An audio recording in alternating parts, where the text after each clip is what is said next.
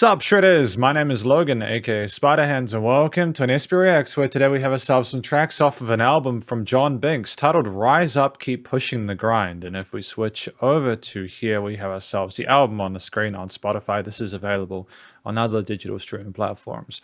And we're going to check out 3 of these tracks from start to finish, and we're going to hear what we think. Get the art up on the screen there for this, and we're starting with Hey Siri, Manage My Team.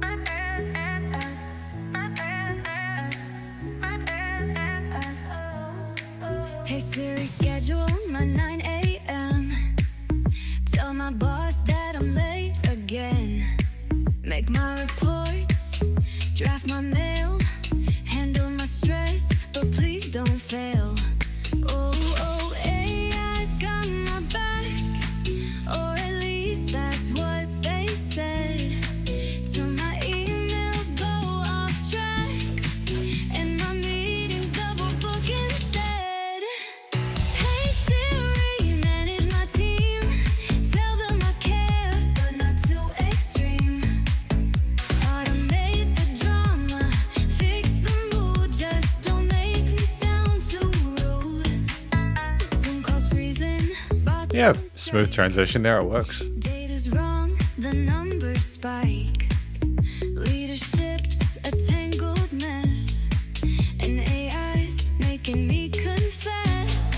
Oh, I thought tech was wise, but it keeps misreading vibes. Should I trust its cold advice, or just learn to improvise? Hey Siri, manage my team. Tell them I care, but not too extreme. Automate the drama, fix the mood, just don't make me sound too rude.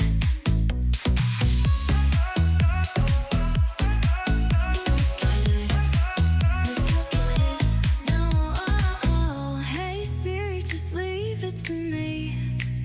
Maybe tech's not all that we need. And a variation on the drop. Cool. Cool, cool.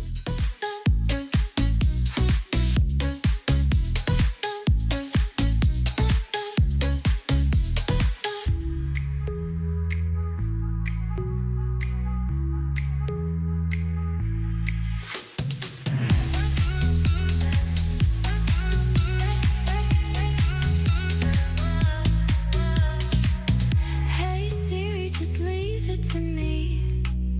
Maybe tech's not all that we need. So that was Hey Siri, Manage My Team.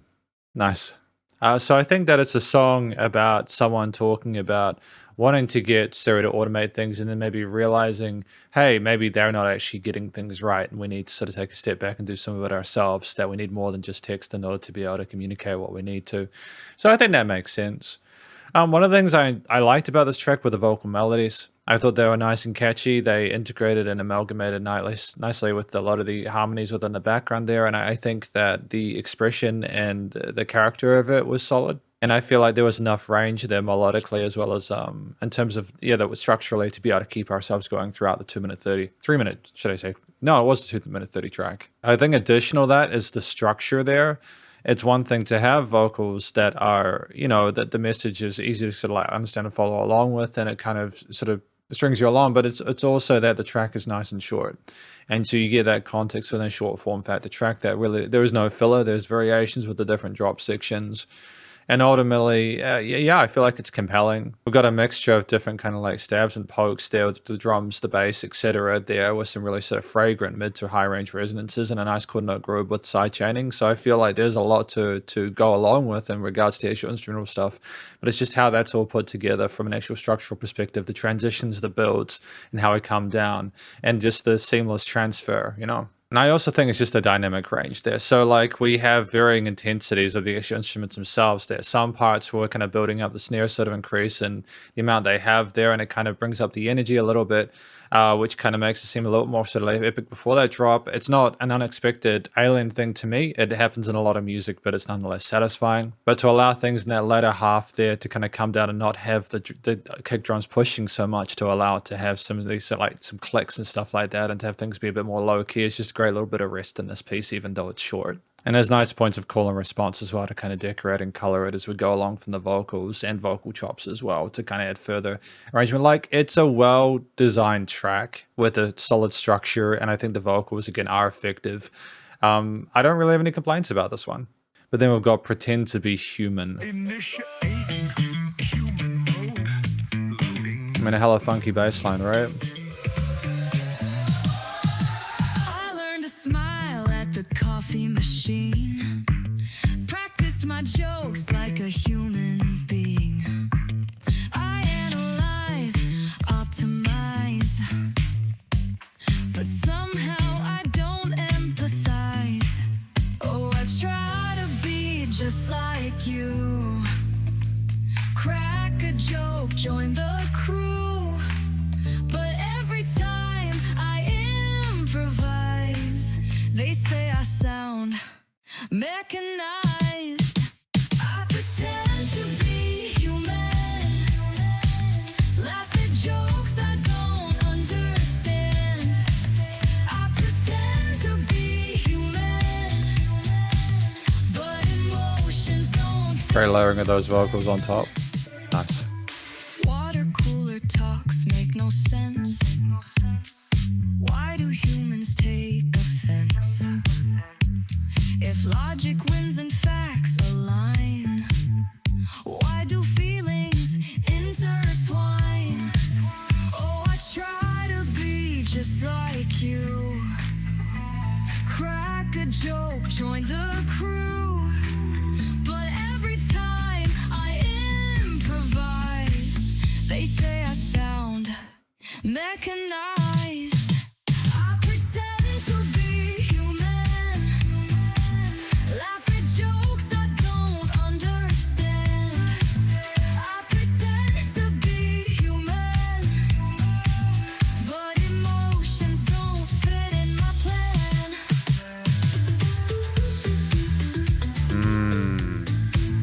It's nice to have a solo section here with these steps. I mean, it's fun.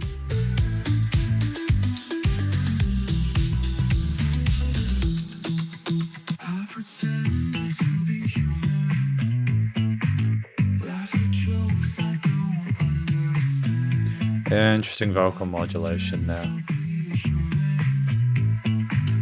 But emotions don't fit in my plan.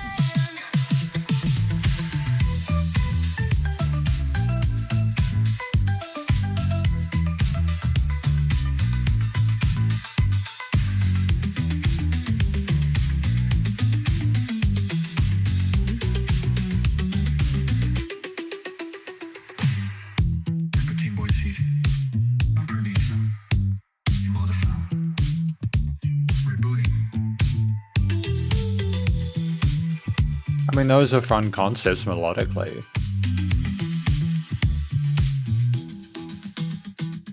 Because that was Pretend to Be Human, track number 2 off of this album. So, what I think this track is about, I think that Pretend to Be Human is about someone at the water cooler, someone working in a job, just sort of trying to get through their day and not understanding why, when they communicate with people, emotions get involved, and why, if logic is what you want to go with, why it is still so difficult. And I think it's simply, I mean, I'm not going to comment on that sort of philosophical kind of gander. It's just, it's simply an interesting thing to talk about, to be honest, because we are going to potentially at some point have robots into the workplace, and they may become cognizant or able to communicate or think, and at that point in time, they will have to cope with human beings, and it'll be interesting to see how we do in that regard. But I think that one of the things I appreciate about this is the further harmonies on the vocals within this piece. I just feel like at the tail ends of some of these sections there, to have those extra bits on top or on the side, they add a bit of kind of importance and momentum before we switch to the next bit. It's a semi-predictable thing, but I feel like it's nonetheless effective. It's something you get in a lot of like pop music and stuff like that, and as well as in other genres. And I think that it works because it just does, it's like, oh, what's happening next, But I think also in regards to the actual way we put the vocals down, I like an octave in the register at the later section of the piece before that last chorus. I thought that was effective because simply it just illustrates that something is adjusting, something is changing, and it's just a nice different texture in the mix for a sub lead or a lead at that point. I think additional to that, what I like about this is that the song has lots of ear candy. Like there's some really interesting do do do do do, like some interesting leads there, and there's like cool responses there, and lots of different ideas with the bass or the drums or any other bits. And there's bits of filtering to kind of change the low high end frequency response of certain parts there to kind of make them more intriguing and kind of like cut and add. And there's lots of different sort of like transitory like fills as well. We're not just sticking with a consistent drum beat. We're adding sort of snare parts in there as well, little transitional bits. And lots of other elements, like there's tails in certain parts that you might just not get if we don't know what we're doing. It just adds more life to it. We had call and responses with some of those sort of like synth plucked kind of like stabbed parts not near the end, but it's also that we had a sense of overall funkiness and some sort of sub leads within this piece. Like we had the bass line at the start, which even though it is a bass line, just being able to sort of explore its fret range and have some interesting scale and modal ideas there was cool. And a kind of bluesiness and funkiness to the piece there, which mirrors what we're discussing within the track. And I just feel it's really effective in that regard. I've got no complaints about the way we approach that. And it's also the fact that we had a solo section. And in regards to the actual instrumental performance there, I appreciate the color and the note choices there. I think the bounciness of it kind of almost plays with the melancholy of the situation there, the bittersweet. It's an interesting idea, and it's just great to have that, again, that variety, diversity within a composition there to keep it compelling for that 3 minutes 08. So I feel like there's some really good ideas here that I feel like they've followed through on. But we've got Big Data Blues, track number 4 off of this album. Woke up this morning, numbers on my mind. Spreadsheets piling, data unrefined. AI's crunching patterns to find. But I'm drowning in charts, lost in the grind. I got the big data blues, drowning in. Damn, that 808 is pushing, isn't it? Give me a break, give me a clue. What do all these figures do? Dashboard blinking, insight's a mess. AI's predictions, anyone's guess. Told me profits, then said loss. Who's the boss, me or the stars? I got the big data blues, drowning in stats I didn't choose. Give me a break, give me a clue. What do all these figures do? A guitar vote. Big sigh. Maybe I'll just trust my gut instead.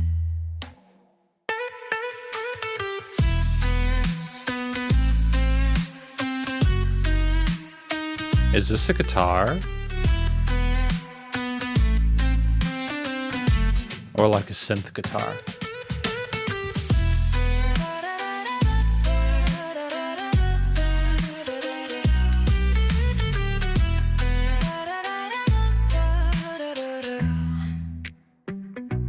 And that was Big Data Blues, track number 4 off the album. So I think this track is about someone who is getting all this information from the AI that's crunching things, or they are the AI crunching things, and they're basically not sure what to do with it. It's almost like an overload, and they're inevitably just getting to the stage where they're like, okay, this is too much information for me to handle. I'm just going to try and use my gut instinct on this. I don't know how to make a decision. I've got analysis paralysis. I think that parallel can be drawn to things like social media and stuff like that, overwhelming people, kind of putting them in a position where they're not sure what to think because there's too much stuff to process, just absorbing stuff.